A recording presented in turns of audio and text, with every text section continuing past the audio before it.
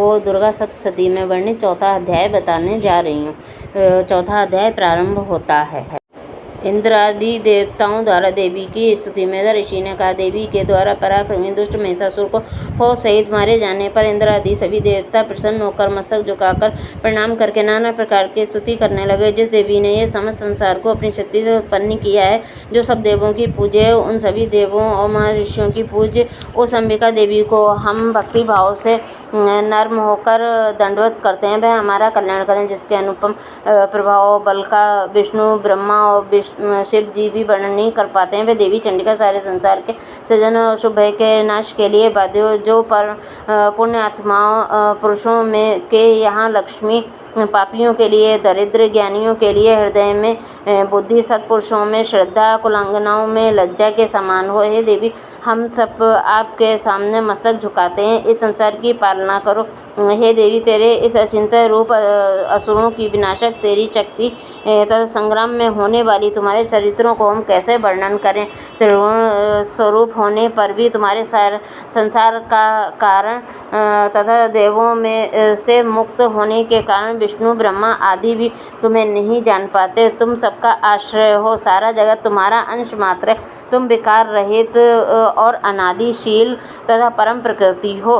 हे देवी, तुम स्वाहा और सुधाओ। यज्ञ कर्मों में तुम्हारा नाम उच्चारण करने से देवता और पितृ कर्म में तुम्हारा नाम उच्चारण करने से पितृ तृप्त होते हैं। हे भगवती देवी, तुम मुक्ति का कारण और अचिंत्य ब्रह्म ज्ञान रूपा हो, महाव्रता हो, राग द्वेष आदि रोगों से रहित तत्ववेत्ता, इंद्रिय जयी तथा मोक्ष की इच्छा करने वाले मुनि तुम्हारा स्मरण करते हैं, इसलिए आप सर्वोपरि हैं। तुम शब्द रूप होकर पवित्र ऋग्वेद और यजुर्वेद की तथा ओंकार युक्त रमणीय पदों के पाठ वाले सामवेद की आश्रय हो। तुम देवी वेदत्रयी हो और भगवती हो। प्राणियों के दुख, क्लेश तथा संसार की विपत्तियों को दूर करने वाली हो। हे देवी, तुम संपूर्ण शास्त्रों के तत्व को जानने के कारण मेधा, बुद्धि तथा दुर्गम संसार सागर के पार होने के लिए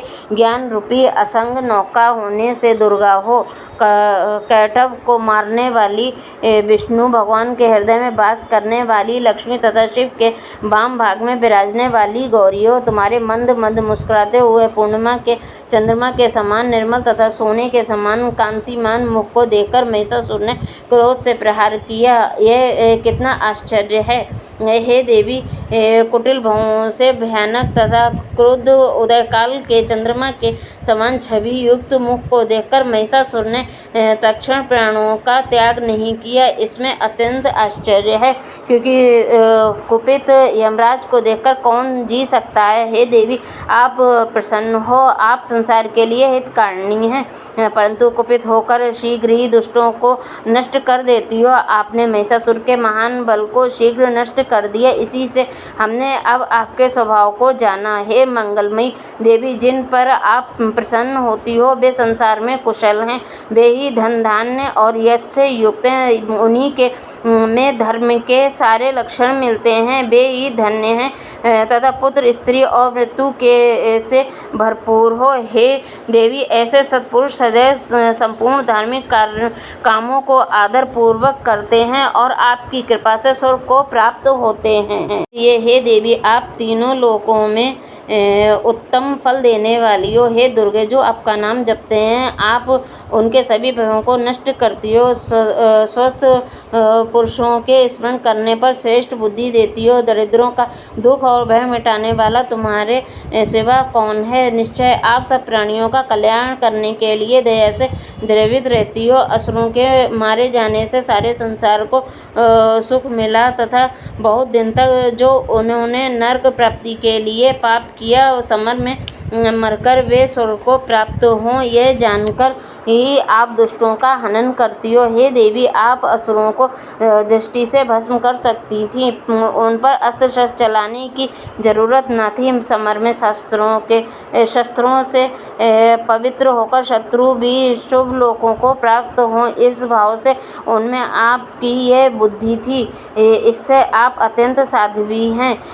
किरणों से सुशोभित अर्ध चंद्रमा के सदृश आपके मुख को देखते हुए ही आपके खड्ग की उद्रदीप्ति पुंज और त्रिशूल के अग्रभाग की कांति समूह से असुरों की आँखों की ज्योति नष्ट नहीं हुई। हे देवी, आपका स्वभाव बे रूप दुराचारियों को सदाचारी बनने वाला और अचिंत्य है, क्योंकि कोई समता नहीं कर सकता तथा आपकी शक्ति देवों के पराक्रम को हरण करने वाले असुरों को नष्ट करती है। इसी प्रकार आपकी कृपा शत्रुओं पर भी प्रकट होती है। हे वरदात्री, तीनों लोकों में से किसके साथ आपकी इस पराक्रम की तुलना की जाए। आपका रूप भी तो परम मनोहर है, परंतु शत्रुओं के लिए भयदायक है। हमेशा दया परंतु समर में निष्ठुरता आपके मन में देखिए। समर में शत्रुनाश के द्वारा सारी त्रिलोकी आपने बचाई तथा शत्रुओं को मारकर स्वर्ग पहुँचाया तथा असुर जन से हमारा भय दूर किया। आपको नमस्कार है।